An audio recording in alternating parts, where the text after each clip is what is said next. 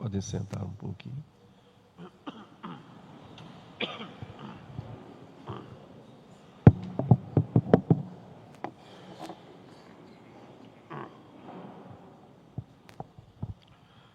O Evangelho deste domingo nos apresenta a parábola das bodas do filho do rei, uma imagem grandiosa do grande banquete que é o reino de Deus, que já começa aqui na terra e tem a sua plenitude no céu. Jesus compara o seu reino a um rei que preparou o grande banquete de núpcias de seu filho. Este rei é Deus e o filho é Jesus, que foi enviado para estabelecer com a humanidade uma aliança. E essa aliança é a aliança eterna. São os membros dessa aliança o povo de Deus. Primeiro o povo foi o povo hebreu, com quem Deus fez a primeira aliança, preparou esse povo para que quando viesse o seu filho pudesse ter esse grande banquete do reino, esta união. Esse povo rejeitou. Depois então nós somos igreja, e como igreja nós somos membros dessa nova aliança, fazemos parte dessa aliança que nós fizemos no nosso batismo. E todos nós, então, somos esses chamados a esse grande banquete, que é participar da vida de Cristo com a sua igreja. Ele enviou servos para avisar os convidados: está tudo pronto. Mas muitos recusaram o convite.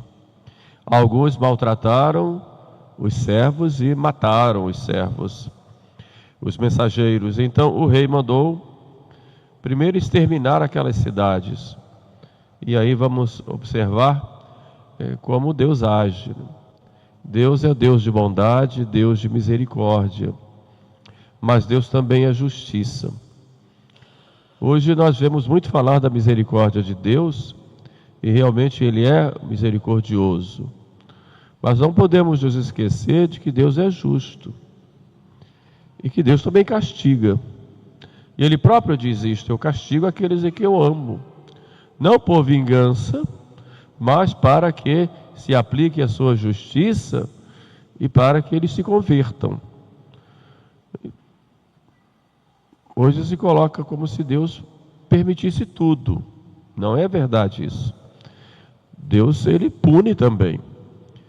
É claro que esse castigo de Deus é um castigo em vista da correção, para que nós nos corrijamos, para que também reparemos a justiça divina pelos nossos pecados cometidos.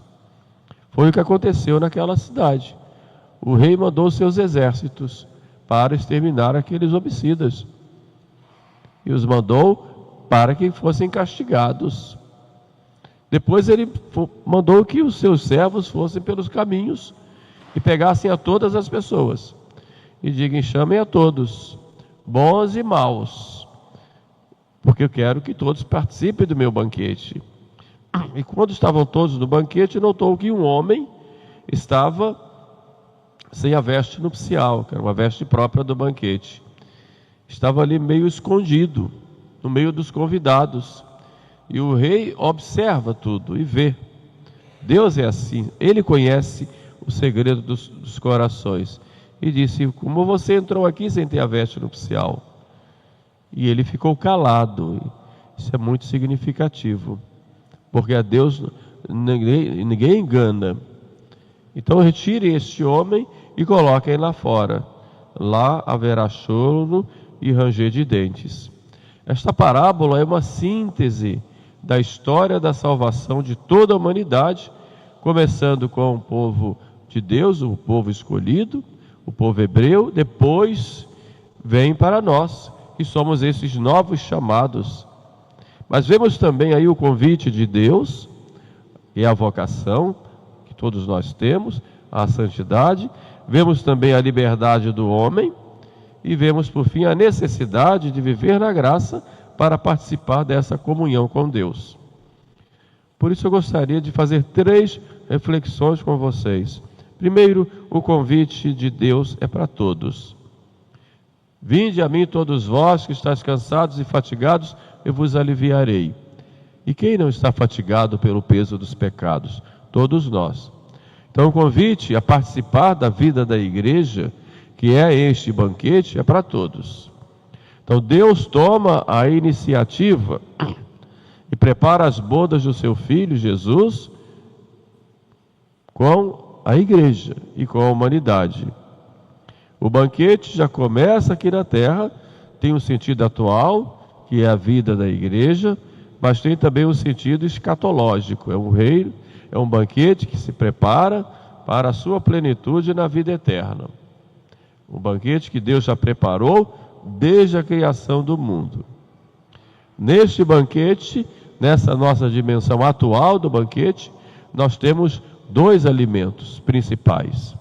O primeiro e grande alimento é a Eucaristia, que é a comunhão direta com o Filho de Deus feito homem, em que nós nos alimentamos do pão descido do céu, o pão dos anjos, que é o próprio Jesus.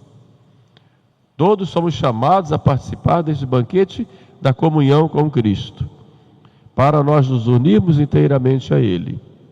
Minha carne é verdadeira comida, meu sangue é verdadeiramente bebida. Quem come a minha carne e bebe meu sangue, permanece em mim e eu nele.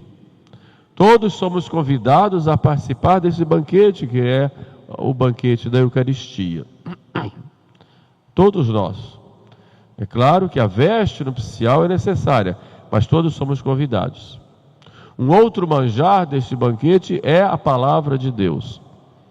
E quando dizemos a palavra de Deus, dizemos o próprio Deus feito homem, o verbo que se fez carne. Mas a palavra de Deus também escrita e transmitida pela igreja. Palavra de Deus que nos alimenta, que nos dá vida, que nos mostra o caminho, que nos ilumina, mas que se transforma em nossas próprias vidas. Nós deveríamos chegar ao ponto, na nossa vida espiritual, que a palavra de Deus estivesse de tal forma encarnada em nós, que nós vivêssemos essa palavra no dia a dia. Em nossas atitudes, em nossas ações, em nossas palavras, em nossos projetos, em nossos anseios, tudo fosse a vivência desta palavra. É o grande desafio que nós temos por causa das consequências do pecado original. Então a vivência desta palavra e a vivência da união com Jesus na Eucaristia, nós já podemos ter aqui na terra, e a igreja nos chama exatamente para isso. E a partir daí, nos prepararmos para a vida eterna. Deus não exclui ninguém. Todos somos convidados. Uns primeiro, outros depois, mas Deus chama a todos, bons e maus. Por isso nós não podemos excluir ninguém, não podemos discriminar ninguém. A igreja é a igreja para todos. E isso é importante porque existe uma tentação de acharmos que a igreja é como se fosse uma grande seita, só para os puros. E quem é impuro não pode pertencer. Não é assim. Há essa tendência hoje de fazerem grupos com uma espécie de catarismo ou farisaísmo. Nós somos os puros, nós temos a verdade, a salvação passa por nós, os outros estão todos condenados. Por isso desprezamos os outros. Os outros já estão perdidos. Se não faz parte da minha equipe, se não faz parte do meu grupo, essa pessoa está condenada.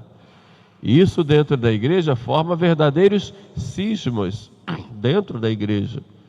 Porque a discriminação com os outros é tão grande. Você não sabe de tal coisa, você não conhece tal coisa, você não tem a vivência que nós temos.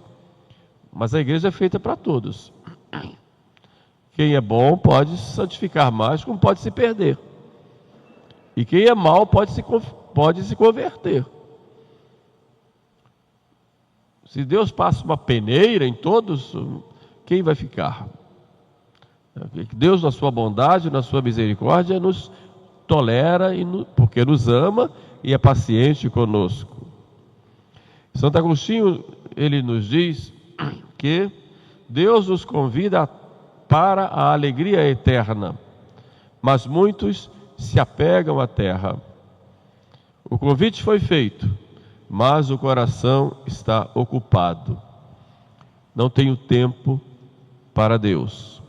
Não tenho disponibilidade na minha vida para Deus. Tenho outras preocupações. Então Deus deve ser para nós uma prioridade na vida. Deus nos convida a participar desse banquete. A resposta é sempre nossa. Não importa se nós somos maus, e somos, tantas vezes precisamos melhorar. Todos nós. Ninguém pode se dizer perfeito. Nós muitas vezes exigimos dos outros uma perfeição que nós não temos. Então temos que ter paciência e ajudar o outro a crescer, e nós temos que ter esse cuidado de melhorar a cada dia. A cada Santa Missa, o mesmo convite é para nós dirigido e renovado. Quando o Padre eleva o Santíssimo Sacramento, ele diz: eis o Cordeiro de Deus, eis aquele que tira o pecado do mundo, e nos convidando aí para participar deste banquete. Mas infelizmente muitos rejeitam a participação nesse banquete, preferindo os banquetes do mundo. No segundo ponto dessa reflexão, entendemos que o banquete é um dom de Deus para nós. Participar da igreja, participar da Eucaristia, ser não só ouvinte, mas participante da palavra de Deus que nos é ensinada, nos é mostrada, não é apenas receber um convite, mas procurar realmente mudar de vida. A cada domingo que nós ouvimos tantas coisas, participamos da liturgia, vemos os salmos, temos esse salmo, por exemplo, que acabamos de ouvir no Graduale, tão lindo, tão tocante.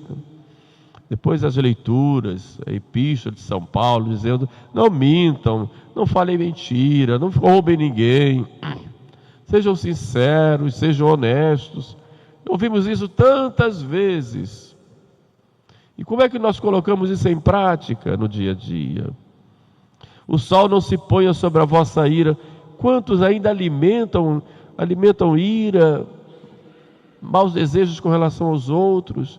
Quantos ainda guardam mágoa em seus corações? Não se controlam e brigam com as pessoas e perdem o controle. E São Paulo vai dizer: não se deixe levar pela ira. Não. A paciência tudo alcança, sejam pacientes. Mas não ouvem tantas vezes, mas parece que não aprendem. Ou se aprendem, têm uma maldade interior que não lutam contra os seus ímpetos e ainda se justificam nas seus movimentos de fúria e de ira. A participação nesse banquete é também um compromisso de mudar.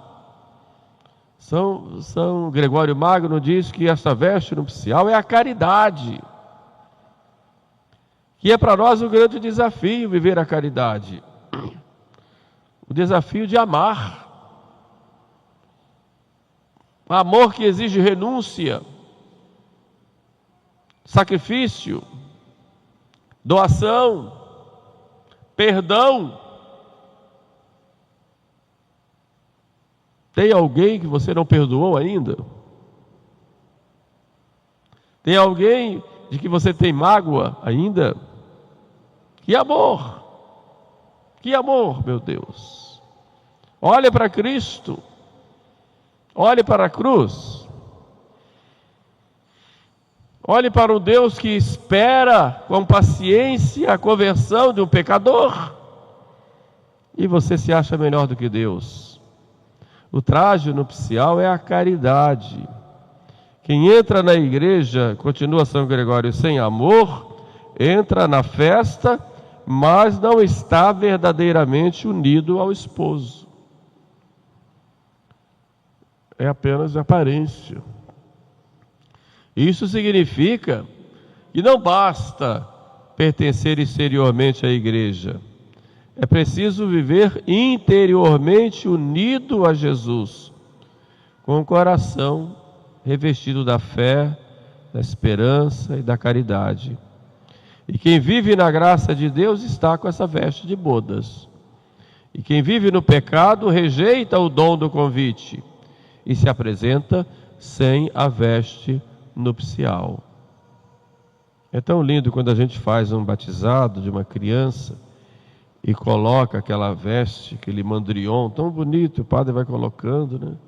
Recebe esta veste branca que procurarás levar sem mancha até o tribunal de nosso Senhor Jesus Cristo para teres a vida eterna. É tão lindo isso quando o padre coloca. Todos nós recebemos essa veste branca. Pelo menos uma toalhinha a gente recebeu. E depois a gente cresce, fica maior do que aquela veste e a gente deixa a veste manchar. Ou então tira e vai vestindo as fantasias que o mundo nos coloca aí, as purpurinas e os paetês do mundo, e suja tudo e joga fora aquela veste. Quantas vezes fazemos isto? Quando Jesus foi preso, eles arrancaram a veste dele e pegaram um pano de púrpura no lixo, sujo, e colocaram no lugar. E revestiram com aquele... Revestiram. Olha só, quantas vezes nós fazemos isto? Pegamos o lixo. Quanto lixo você vê no seu celular? Quanto lixo? Perdendo tempo com lixo. Comendo esse lixo. Passando esse lixo no corpo. Já observou quanto lixo nós temos contato? Quantas vezes sujamos a nossa pureza com brincadeiras bobas? Quanto lixo! Temos que sermos mais seletivos, escolhermos melhor aquilo com que nós nos alimentamos e não ficarmos, por causa da curiosidade, comendo esse lixo que entram pelos olhos, pelos ouvidos e vão lá para o coração da gente e ficam fazendo tanto mal. Quanta indigestão espiritual nós temos por causa desse lixo. Uma coisa é o lixo passar, outra coisa é eu ir lá. É interessante quando o caminhão do lixo passa, a gente joga o lixo. Mas já pensou se ao invés de jogar o lixo, nós mergulhássemos no lixo e vou junto? Só que fazemos isso espiritualmente quantas vezes? E ficamos podres. Aí não vamos ter a veste nupcial. No terceiro ponto, nossa reflexão, a resposta ao chamado, Deus nos chama, deve ser fiel e perseverante. A parábola termina: muitos são chamados, mas poucos são os escolhidos. Porque Deus chama a todos, mas poucos perseveram até o fim. O perigo é começar bem e terminar mal. É aceitar o convite, mas se descuidar da veste da alma. No início tem aquela euforia, mas depois, quando vem o sacrifício, a gente volta atrás. Uma das grandes dificuldades do homem moderno é a perseverança, a constância. Começamos cheios de entusiasmo nas coisas, mas paramos pelo caminho, desanimamos, porque vem uma outra coisa e abandonamos a primeira. Como criança que ganha um brinquedo, feliz da vida com aquele brinquedo. Ganha um outro, joga fora aquele brinquedo e fica lá todo sujo, quebrado e vai para outro. E nós somos assim, quantas vezes? Temos dificuldade de perseverar. Só que com Deus temos que perseverar. Muitos são chamados, poucos são os escolhidos. Perseverar na graça é buscar guardar sempre esse vestido limpo. Esse vestido que nós recebemos no batismo. E se sujou, procuremos limpar. O confessionário está aí para isto. Vou limpar a minha veste. Vou limpar.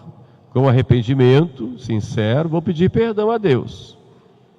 E para isso precisamos ter muita humildade e caridade, como Nossa Senhora, que é essa mulher vestida de sol, modelo perfeito da alma preparada para as bodas do Cordeiro. É claro que precisamos da graça de Deus, então temos que ter vida de oração. Rezar sempre, nunca deixem de rezar.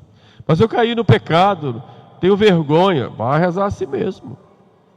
Mas hoje eu não estou com vontade, reze a si mesmo, sem vontade. Mas eu não consigo ter fervor, reze a si mesmo. Vá a si mesmo.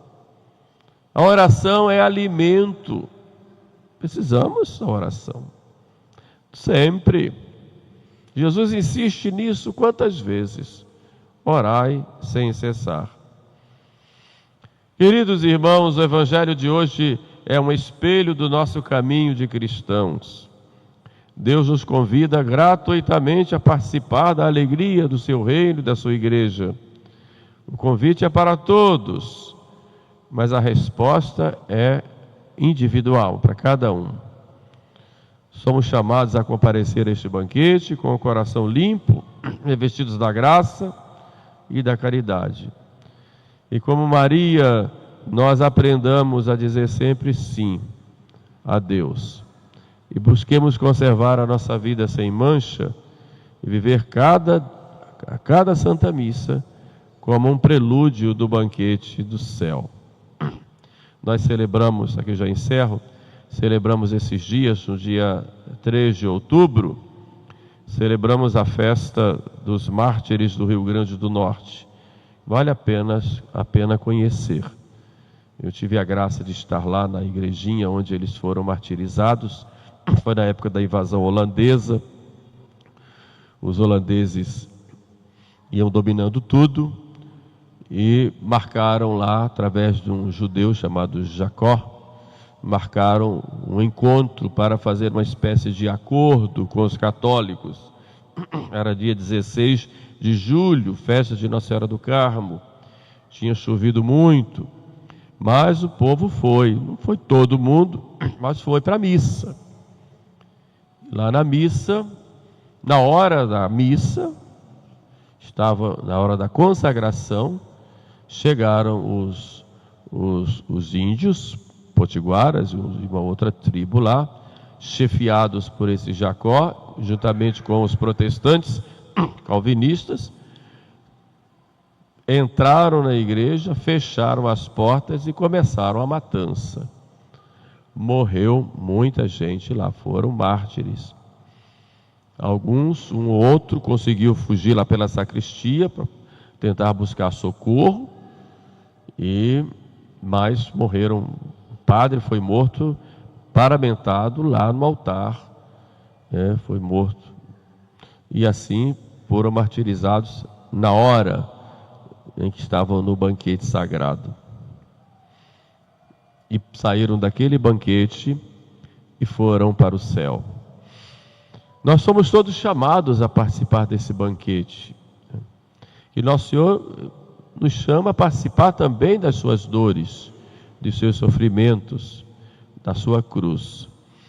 Se formos chamados para o banquete eterno, que Nosso Senhor nos dê a graça de podermos estar preparados também. Mas quantos estavam ali? Famílias inteiras. Conta essa história de um senhor com as filhas que foram sendo martirizados um por um, ali dentro da igreja. Uma igreja lá é pequena, que já esteve lá ver, uma igreja pequena, uma capela de roça. Mas é muito significativo esse fato de sair de um banquete e ir participar do outro banquete do céu. Deus pode não querer que nós sejamos mártires como eles foram. Depois Deus deu a graça para o Brasil de expulsar os holandeses, porque estavam fazendo misérias lá. Foi uma graça muito grande para nós brasileiros. Agora os protestantes estão entrando de outra forma. Mas, e para nós é uma graça, nós não temos esse tipo de martírio. Mas o nosso martírio vai acontecendo no dia a dia, com os inimigos da nossa fé que vão minando aquilo que nós cremos, nosso desejo de pertencer à igreja, nossa própria pertença no dia a dia. Então isso exige de nós a cada dia mais firmeza na fé, mais união com o nosso Senhor, mais vida de bom exemplo também para os outros que são chamados. Que nosso Senhor nos dê essa graça de vivermos essa caridade perfeita em nós, para que um dia possamos com Ele também participar do banquete no céu. Louvado seja nosso Senhor Jesus Cristo.